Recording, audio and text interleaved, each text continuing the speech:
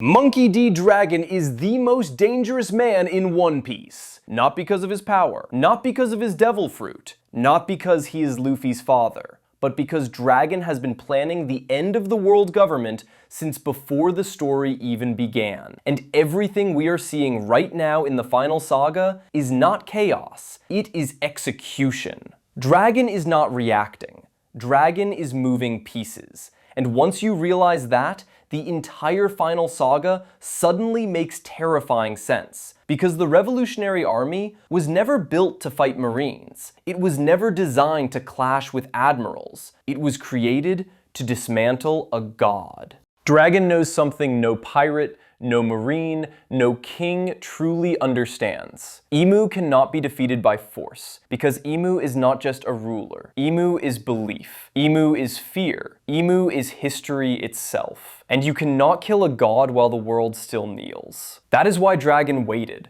That is why he never attacked Marijwa directly. That is why he never revealed his full strength. Because Dragon is not trying to win a war. He is trying to end an era. Every move of the Revolutionary Army follows the same pattern. Destroy food supplies, expose corruption, collapse heavenly tribute, free nations, but never take the throne. Because this was never about replacing power. It was about making power meaningless. And then Sabo enters the plan. Sabo surviving Marijwa was not luck, it was necessity. Because Sabo is the first living proof that the empty throne is a lie. He saw Emu. He saw the shadow god bleed. And from that moment on, the countdown began. Because once a god is seen, once the illusion breaks, once fear loses its mystery, the system collapses. This is where the ancient weapons finally make sense, because they were never designed to destroy the world. They were created to break control. Pluton destroys land dominance, Poseidon destroys sea dominance, and Uranus controls the sky, surveillance, communication, and authority itself. And ask yourself, who has been systematically attacking all three without ever revealing their endgame? It has always been Dragon. This is not rebellion. This is chess played on a global scale. The Gorosei are not final bosses. They are anchors of the system. Once they are exposed, once their authority collapses, Emu stands alone. And a god without worship is nothing. This is why the final war will not begin with Luffy. It will begin with the world turning against its creator. Because Dragon's final move is not assassination, it is revelation. He will force Emu into the light, strip away the shadows, and let the world decide. And only then, when the gods fall, does Joy Boy appear, not as a conqueror, not as a king, but as freedom incarnate. The Final Saga is not about who is strongest. It is about who planned the longest. And Dragon has been waiting his entire life for this moment. Dragon never planned to defeat Emu with an army, because armies still obey symbols, flags, and fear. And as long as the world believes the world government is eternal, Emu cannot fall. Which is why the real battlefield of the Final Saga is not Marijwa. It is the minds of the people. Every revolution Dragon started was designed to look small, isolated, manageable, but together, they form a pattern that only becomes visible at the end. Because Dragon is not igniting one fire. He is drawing the entire world and waiting for the spark.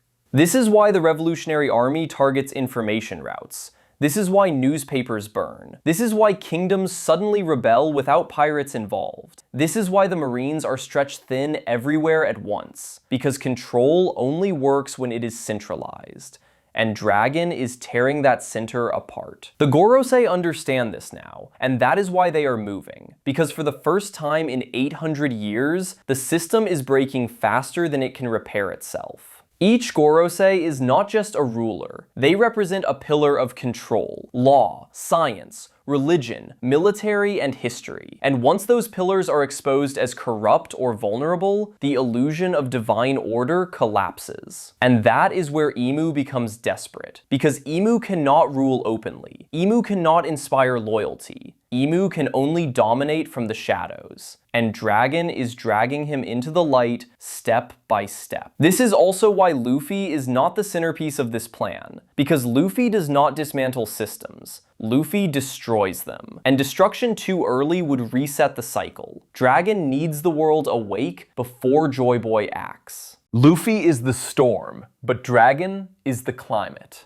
Once the world turns, once the Marines fracture, once kingdoms refuse tribute, once the Gorosei lose authority, Imu has only one option: reveal himself. And the moment he does, the war is already lost. Because the final battle will not be pirates versus gods, it will be humanity versus fear. Dragon's master plan is not to kill Imu first. It is to make sure that when Imu falls, there is no throne left to return to. This is not the end of One Piece. This is the end of the world that existed before it, and Dragon is the man who lit the fuse. If Imu could kill Dragon, the war would already be over, and the fact that Dragon is still alive after decades is the biggest proof that Imu is afraid, not of Dragon's strength, but of what Dragon represents. Because killing Dragon does not erase the idea Dragon created. It does not restore fear. It does not rebuild belief. And Imu knows that. The moment Dragon dies as a martyr, the revolution becomes unstoppable. Dragon is not a general, he is a symbol, and symbols are dangerous, because you cannot silence them with violence. You can only expose them or validate them.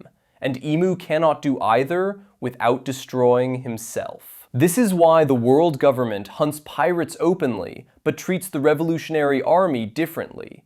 Because pirates threaten order, but revolution threatens legitimacy. Dragon understands this perfectly, which is why he positions himself exactly where Imu cannot touch him without consequences. Because if Dragon falls openly, the world will ask why, and that question alone collapses centuries of propaganda. This is also why the Gorosei act as shields, because they absorb blame, they absorb hatred, they absorb exposure, so Imu can remain unseen. But once the Gorosei fall, there is nothing left to hide behind. And that moment is coming. Because the Final Saga is systematically removing every layer between Imu and the world. First the warlords, then the reverie, then the holy knights, then the Gorosei. And what remains is the Shadow God standing alone. Dragon will not strike first. He will wait until Imu is forced to act, because the first public move Imu makes is the end of divine mystery. A god who fights is no longer a god. A god who bleeds is just a tyrant. And once Imu is seen, once the throne is exposed, once the world realizes it has been ruled by fear instead of destiny, there is no going back. The final war is not about victory, it is about awakening. And Dragon has already won, because the world is finally looking up at the throne instead of bowing to it. Joy Boy was never meant to start the war, and that is the biggest misunderstanding in all of One Piece. Because Joy Boy does not ignite revolutions. Joy Boy ends them. Dragon understands something fundamental that no pirate ever did. Freedom forced too early creates chaos, not liberation. And chaos only allows tyrants like Imu to return stronger than before. That is why Luffy is absent from the core of the plan. Because Luffy does not calculate, he does not manipulate, he does not dismantle systems. He breaks them instinctively. And that power is useless until the world is ready. Joy Boy is not a weapon. He is a mirror.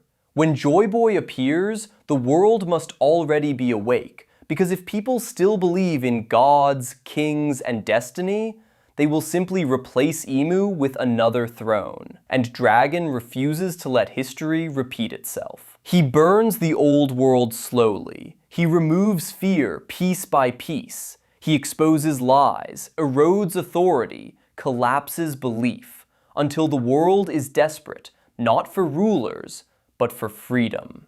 Only then does Joy Boy arrive, not to lead, not to command, not to rule, but to prove that freedom is possible. Luffy does not free the world. Dragon makes the world freeable. And this is why the final battle will look nothing like Marineford. Because Marineford was about power and symbols and sides, while the final war will be about choice. The world will have to decide whether it wants safety under a god or uncertainty with freedom. And once that choice is made, Imu has already lost. The moment Imu finally falls will not look like a victory. It will look like silence.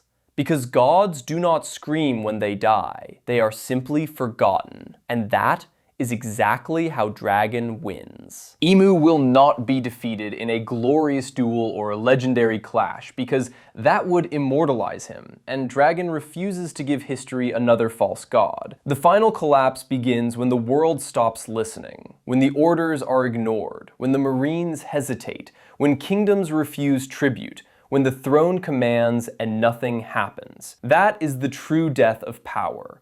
Imu's greatest weapon was never haki, never an ancient weapon, never authority. It was inevitability.